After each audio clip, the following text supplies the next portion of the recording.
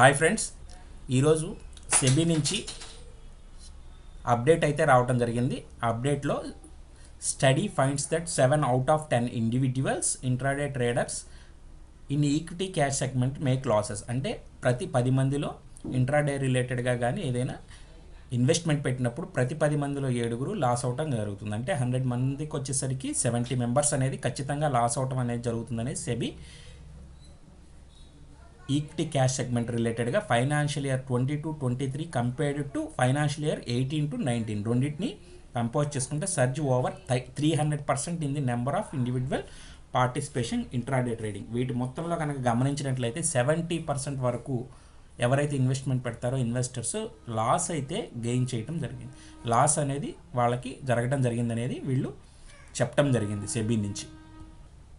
Around 1 in 3 individuals who trade in cash segment trades intraday. ప్రతి ముగ్గురులో ఒకళ్ళు లేకపోతే ఇద్దరు లాస్ అవటం అనేది జరుగుతుందనే దాని మీదకి వీళ్ళు చేసిన స్టడీలో ప్రూవ్ అవటం జరిగింది. Number of individual traders who trade intraday in cash segment rose over 300% in financial year 2022-23 compared to 18-19తో పోల్చుకుంటే 300% అనేది ఇంక్రీజ్ అవటం జరిగిందని చెప్తున్నారు.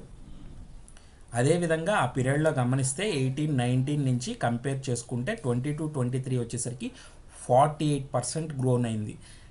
Age less than 30 years young intraday traders ఎవరైతే ఉన్నారో వాళ్ళకి ఏజ్ 30 years బిలో ఉన్న వాళ్ళే 48% అయితే పెరగడం జరిగింది కంపేర్డ్ విత్ 2018-19లో 18%తో పోల్చుకుంటే. ప్రతి 10 మందిలో 7 intraday traders cash segment equity cash segment net loss అనేది పోస్ట్ చేయడం జరిగింది. వాళ్ళల్లో 10 మందిలో 7 లాస్ అవటం అనేది జరిగింది అనేది ఇక్కడ చెప్పడం జరిగింది. ఓవరాల్గా 71% అయితే వాళ్ళు అబ్జర్వ్ చేయడం జరిగింది. యావరేజ్గా కనుక గమనిస్తే నెంబర్ ఆఫ్ ట్రేడర్స్ ఇందులో పాల్గొన్న వాళ్ళల్లో లాస్ మేకర్తో పోల్చుకుంటే హైగా రిటర్న్స్ తీసుకున్న వాళ్ళు చాలా తక్కువ, higher than the profit makers. ఎవరైతే ప్రాఫిట్ తీసుకున్న వాళ్ళు ఉంటే దాంతో చూసుకుంటే కనుక కంపేర్ చేసుకుంటే లాస్ మేకర్స్ యావరేజ్గా ఎక్కువ ఉన్నారు. మనం ఈ విషయం చెప్పిన దగ్గర నుంచి సెబీ వాళ్ళు చాలా ఫాస్ట్గా అయితే డెసిషన్ తీసుకున్నట్టున్నారు. అదేవిధంగా ప్రపోజల్ను కూడా చాలా ఫాస్ట్గా మూవ్ చేయడం జరిగింది. ఇక్కడ గమనించింది ఏంటంటే June 25, 2024 SEBI formed expected panel on F&O trading మీద ఒక ప్యానల్ని అయితే నిర్ణయించడం జరిగింది. July 10th SEBI panel submits reconditions to submit on F&O trading. అదేవిధంగా July 30th అంటే నిన్న SEBI releases consultation paper on F&O trading. అదేవిధంగా August 20th నెక్స్ట్ వచ్చి August 20th 2024 నుంచి stakeholder ask to submit view or F&O paper. ఇది September 2024 వచ్చేసరికి SEBI may take views on F&O trading to board and get final regulation approved. అంటే September month వచ్చేసరికి దీని రిలేటెడ్గా final approval అయితే release చేయడం జరుగుతుంది. ఎవరైతే లాస్ మేకర్స్ ఎక్కువ ఉన్నారో వాళ్ళని తగ్గించడం కోసం ఈ డెసిషన్స్ అయితే లాట్ సైజులు వచ్చి ఇంక్రీజ్ చేయటం 30 lakhs వరకు ఇవన్నీ కూడా నిర్ణయం చేయటం జరిగిన దాని మీద ఈ డెసిషన్స్ స్టేక్ హోల్డర్ నుంచి కూడా అడుగుతుంది ఆగస్ట్ నెలలో 20th. అదేవిధంగా సెప్టెంబర్ 2024 F&O ట్రేడింగ్ నుంచి బోర్డు ఫైనల్ రెగ్యులేషన్ అప్రూవ్ చేయడానికి అవకాశం కూడా ఎక్కువగా ఉన్నాయి. సో ఎవరైతే సెబీలో ఇప్పటివరకు F&O రిలేటెడ్గా కానీ ఏదైనా చేసే వాళ్ళకి ఇది ముందు చేయకుండా ఉండే విధంగా ఎక్కువగా లాస్ అవుతున్నారు కాబట్టి ఈ ప్రపోజల్ని అయితే సెబీ వాళ్ళు తీసుకురావడం జరుగుతుంది. నెక్స్ట్ వచ్చేసరికి సుజలాన్ ఎనర్జీ రిజల్ట్స్ వచ్చేసరికి రెవెన్యూలో 2021 crores అయితే పెరగడం జరిగింది. ఇయర్లో కంపేర్ చేసుకుంటే ఇది మనకి 50% అయితే ఇంక్రీజ్ అవడం జరిగింది ఇయర్లో. ఆపరేటింగ్ మార్జిన్ కనుక గమనిస్తే ప్రాఫిట్ మార్జిన్ 18% ఇంక్రీజ్ అయింది. Q4లో వచ్చేసరికి ఫైనాన్షియల్ 24 16%, Q1 వచ్చేసరికి 15%గా ఉంది. సో ఇక్కడ గమనించాల్సింది PAT ప్రాఫిట్ ఆఫ్టర్ ట్యాక్స్ కనుక గమనిస్తే 302 crores అయితే పోస్ట్ చేయడం జరిగింది. ఇయర్లో కనుక గమనిస్తే మనకి ఇది 200% ఇంక్రీజ్ అయ్యడం జరిగింది. ఇయర్లో 92 crores వస్తే ఇక్కడ ప్రాఫిట్ ఆఫ్టర్ ట్యాక్స్ వచ్చేసరికి 302 crores కంపేర్ టు ఇయర్లో 200% అయితే ఇంక్రీజ్ అవ్వడం జరిగింది. లాస్ట్ ఇయర్ ఇదే క్వార్టర్లో చూస్తే 100 crores అయితే ఉంది. ఇప్పుడు ప్రజెంట్ అయితే 302 crores అయితే వాళ్ళు మెన్షన్ చేయడం జరిగింది నెట్ ప్రాఫిట్లో. నెక్స్ట్ వచ్చేసరికి హెరిటేజ్ వచ్చేసరికి రెవెన్యూ 1033 crores అయితే ఇంక్రీజ్ అవ్వడం జరిగింది. ఇయర్ ఆన్ ఇయర్ బేసిస్లో చూసుకుంటే 12% అయితే ఇంక్రీజ్ అయింది. ఆపరేటింగ్ ప్రాఫిట్ మార్జిన్ వచ్చేసరికి 9%. ఇది Q4 ఫైనాన్షియల్ 24తో పోల్చుకుంటే 7%, Q1 ఫైనాన్షియల్ 24తో పోల్చుకుంటే 4%. అలాగే ప్రాఫిట్ ఆఫ్టర్ ట్యాక్స్ వచ్చేసరికి ప్యాట్ వచ్చేసరికి 58 crores అయితే పోస్ట్ చేయడం జరిగింది. ఇయర్ ఆన్ ఇయర్లో 241% అయితే గెయిన్ అవటం జరిగింది.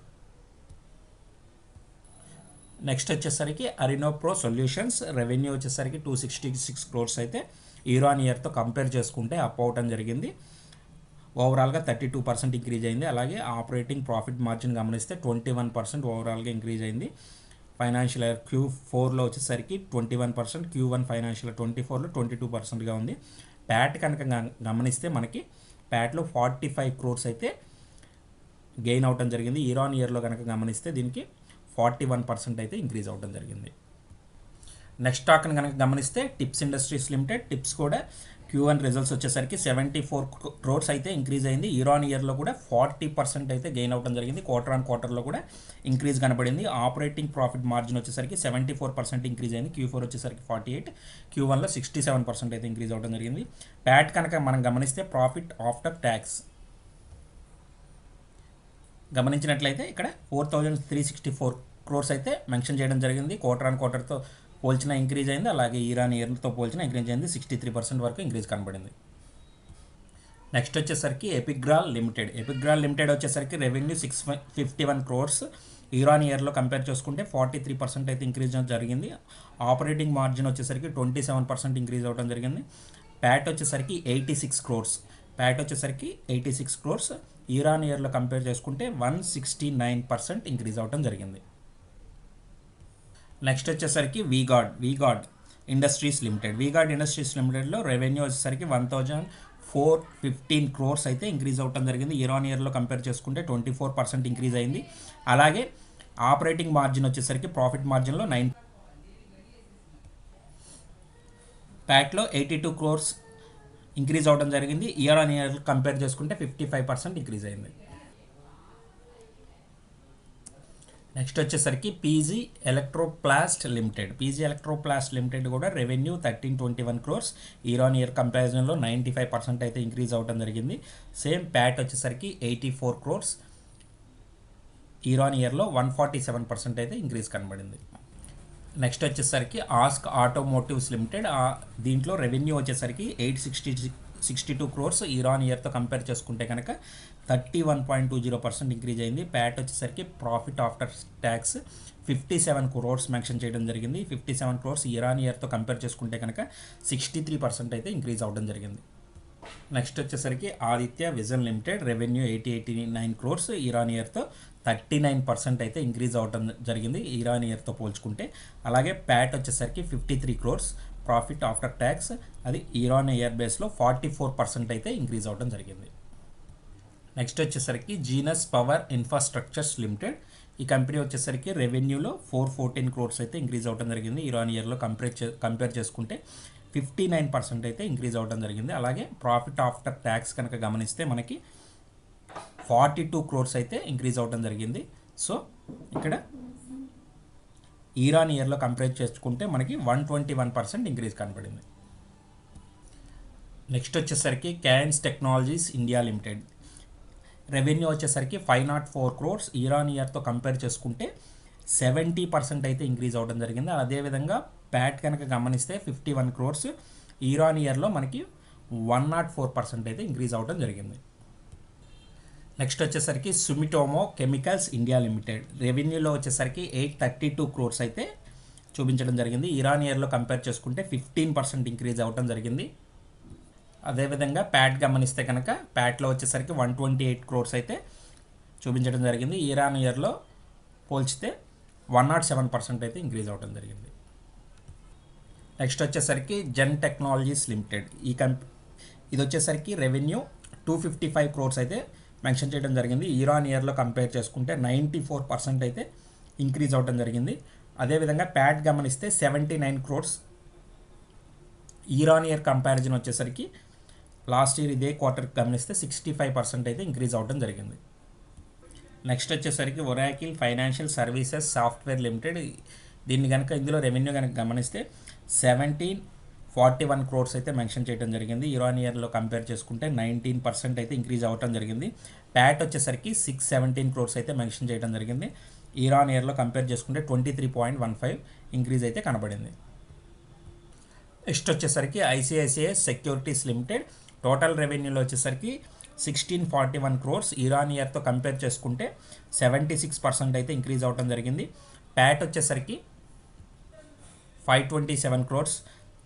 ఇయర్ ఆన్ ఇయర్తో కంపేర్ చేసుకుంటే 94.46% అయితే ఇంక్రీజ్ అవ్వడం జరిగింది. నెక్స్ట్ ఎయిర్టెల్ గురించి చెప్పుకోవాలి. ఎయిర్టెల్ వచ్చేసరికి ఫైనాన్షియల్ ఇయర్ 25కి ఒక ఎయిమ్గా చేసుకుంది. ప్రతి 5 మంది మ్యాన్ పవర్ కనుక రిక్రూట్మెంట్ చేసుకుంటే వాళ్ళల్లో ఒక ఉమెన్ మ్యాన్ పవర్ అనేవాళ్ళు కంపల్సరీగా ఉండాలనే ప్రపోజల్ని అయితే తీసుకుంది. ఎందుకంటే రీసెంట్గా సెంట్రల్ గవర్నమెంట్ కానీ కొన్ని కంపెనీస్ ఇండస్ట్రీస్లో కూడా ఆల్రెడీ ఉమెన్ మ్యాన్ పవరింగ్ అనేది ఎవరైతే మెన్ మ్యాన్ పవరింగ్ ఉంటుందో అన్ని చోట్ల 50% బేస్ మీద రిక్రూట్మెంట్ అయితే చేసుకోవడం జరుగుతుంది. ఫ్యూచర్లో కూడా ఉమెన్ మ్యాన్ పవరింగ్కి ఫుల్ ఫోకస్ అయితే చాలా కంపెనీలు ఇవ్వడం జరుగుతుంది. అందులో భాగంగానే ఫైనాన్షియల్ ఇయర్ 25లో ప్రతి 5 మందిలో ఒక ఉమెన్ మ్యాన్ పవర్ అయితే కంపల్సరీగా ఉండే విధంగా ఎయిర్టెల్ వాళ్ళు ఒక ఎయిమ్ అయితే చేసుకోవడం జరిగింది. ఇది ఉమెన్స్ పరంగా ఒక గుడ్ న్యూస్. నెక్స్ట్ వచ్చేసరికి Castrol India limited. Castrol India limited వచ్చేసరికి రెవెన్యూలో 5% రైజ్ అయింది.